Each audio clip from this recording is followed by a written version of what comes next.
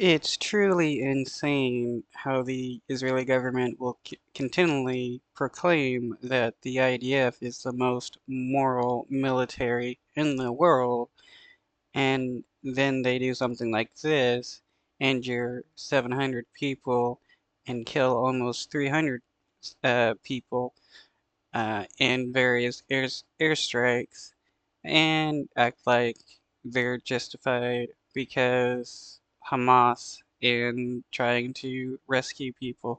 Your military isn't moral if they're killing innocent civilians. That freed 4 hostages in Gaza.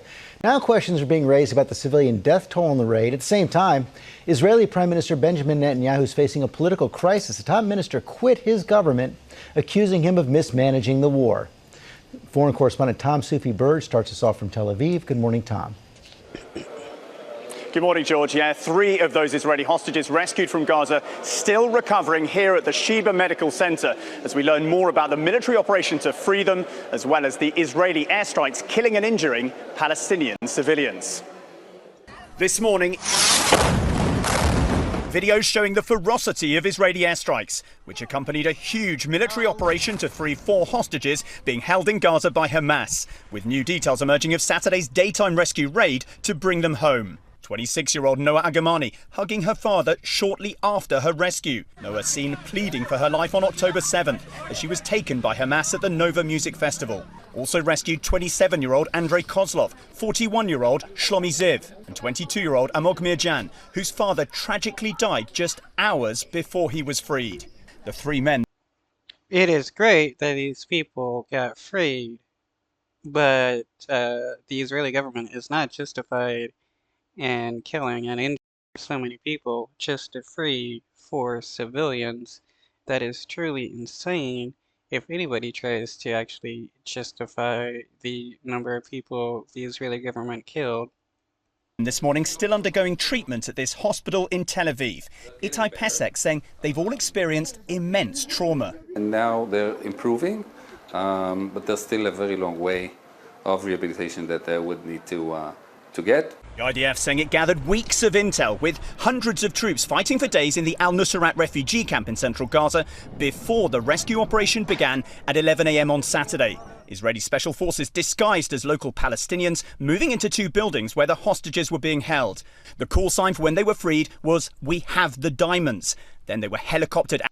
So they dressed up as Palestinians to infiltrate? I mean, that makes me wonder how many other times has IDF dressed up as Palestinians and did something. Out of Gaza with Israel celebrating. Only 1 Israeli policeman was killed. But video of the aftermath revealing entire buildings razed to the ground. More than 270 Palestinians killed during the raid and nearly 700 injured, according to the Hamas-run Gaza Health Ministry. The bodies of men, women and children lying on the ground outside the Al-Aqsa hospital, the injured overflowing its hallways.